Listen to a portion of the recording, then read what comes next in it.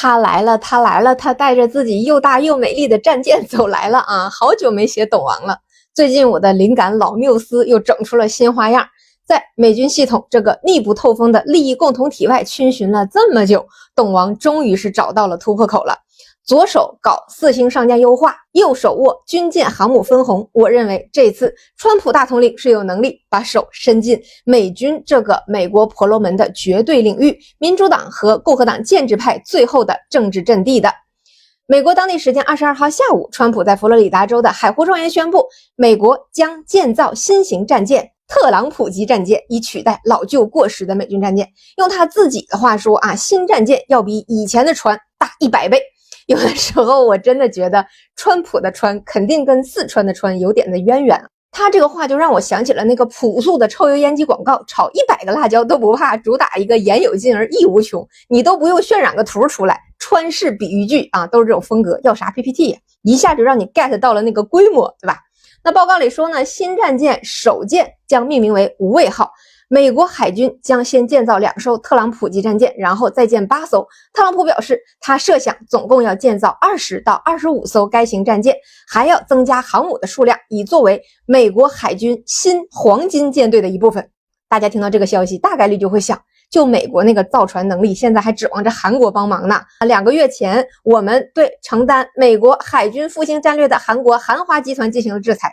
对方瞬间就跪了。现在是要指望美国自己的造船厂来造这个无畏号和大统领嘴里的航母吗？要知道啊，3周前美国才因为建造能力的问题宣布放弃了星座级护卫舰项目。这个项目是2016年提出的构想，花了20亿美元。第一艘战舰据说是要21年交付，到项目取消都只建了个壳子出来。主要原因就是因为美国的建造能力太拉胯了吗？现在美国的造船业效率低下，严重没落啊，已经到了军舰在船厂等维修可以直接等到退役的地步了。一艘阿利伯克级驱逐舰在美国修船厂修了9年多，其全周期寿命也就30到40年。就美国的这个制造业能力，别说特朗普级战舰了，特朗普上个任期定的空军1号还没影呢。那这一看就很扯的军舰计划到底是为了什么呢？真正的重点，它是画饼，画了饼，大炮不响，也有黄金万两。这川普的军舰航母饼啊，也有异曲同工之妙。妙在何处呢？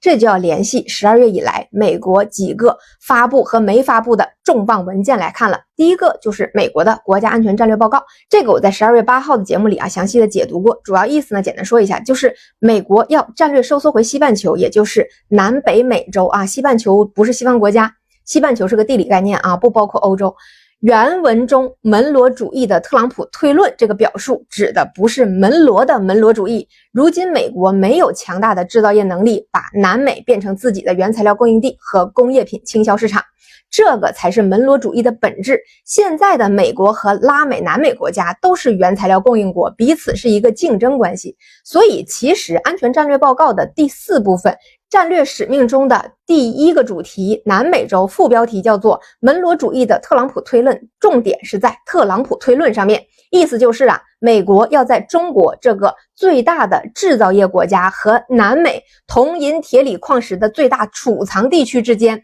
这个巨量的贸易中雁过拔毛，分一杯羹的意思。从航运到金融，从服务到股权，美国都要深入的参与到南美和中国的这股巨大的财富洪流中来。因为川普和共和党在26年和27年的选情现在非常被动，要保住自己的政治势力才是川普的首要矛盾。那想拉动选情就得搞好经济。现在饿过了好几顿的美国红脖子们，相比于挑战东大，他们还是更想过好日子的。以前无论是川普还是卢比奥啊，跟咱家叫板的调门之所以起那么高，是因为当时两党的共识呢，是把美国人那个斩杀线无处不在的糟心日子的锅呀甩给我们家，说我们抢了他们的产业和财富，只要搞掉东大，美国就能再次伟大吗？结果呢，川普这个关税战打了7个月，好悬没把美国老乡饿出个好歹来。现在美国是上到华尔街，下到红脖子，主打一个眼神清澈，悔不当初。现在一想到能跟咱家好好搞贸易啊，那是从纳指到硅谷都无比振奋。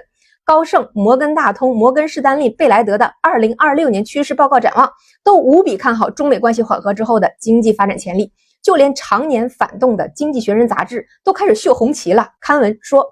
中国是今年的超级强权，然后列举中国在贸易战中击败特朗普，以及关于中国在制造业、稀土供应链、人工智能、药物试验以及科学研究等等方面的主导地位。我多次强调过，政治是经济的集中体现，现在美国的经济需要中国，特朗普需要振奋经济，那自然就要在安全战略上做出配合我们需要的收缩。连一直狂吠不止的卢比奥都开始强调保持跟中国的友好关系对美国至关重要了，就能明白现在共和党的选情是有多被动了。如果他们的选民想看到的是接着叫板，接着极限施压，以卢比奥这种表演型政客的嗅觉，绝对不会是前些天记者会上的做派。除了快速的恢复经济，川普本人也急需要一个政治小金库，用来拉拢各个派系的利益，给自己的铁杆票仓一些看得见的实惠，这些都得从小金库里出。他原计划是用各国交的保护费组建一个主权基金来干这个事儿，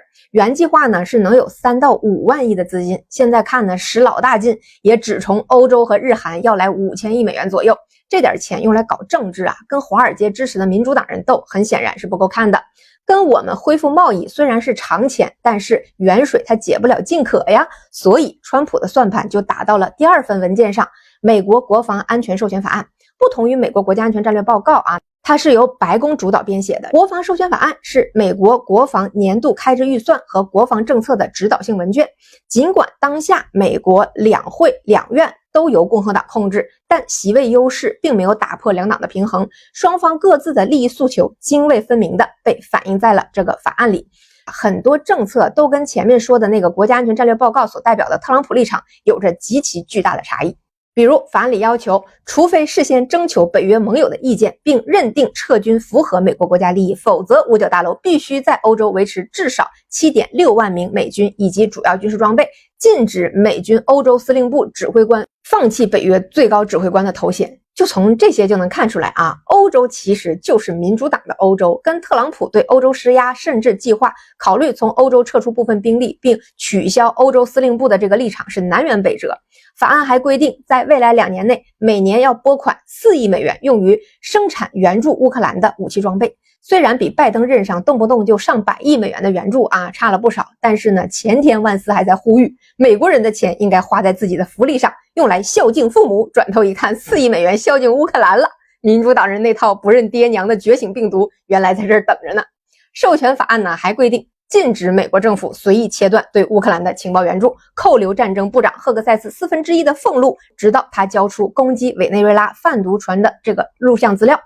那做了这么大的牺牲，共和党得到了什么呢？除了将一些此前川普颁布的总统令法律化，比如裁撤多元化与气候项目，支持在美国西部边境部署国民警卫队和现役部队，所谓拦截非法移民和毒品，其实是威慑拉美，让其乖乖配合前面提到的门罗主义的特朗普推论嘛。但是特朗普做了这么多让步，商人出身的他怎么可能会为了这么一点不对等的利益就签署这个法案呢？他真正想要的是后面这个部分：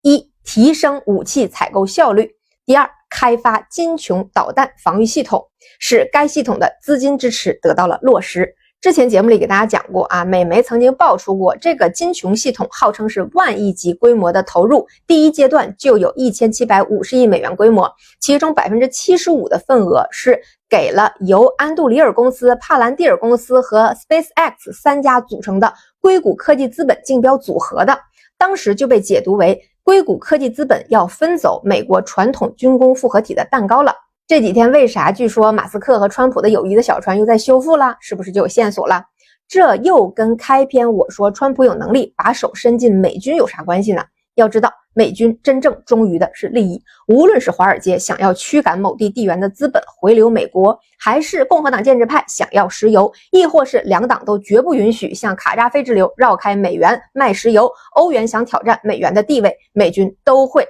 出于为自己的利益的考虑保驾护航。但是现在美国已经很久没有成功收割任何海外利益了，从民主党的华尔街到共和党的军工复合体，现在都没有余粮了，美军也缺油水了。尤其是老切尼的去世，使得共和党建制派对美军的影响力进一步减弱。插一句拉姆斯菲尔德和切尼是很好的关系，两人从年轻时就彼此欣赏，互相支持是绝对的铁磁。两人都担任过国防部长，在军方威望非凡，但是如今呢人走茶凉，而且还没有了利益的输送，恰恰就是川普能够进一步拉拢美国军方的好机会。下集在主页。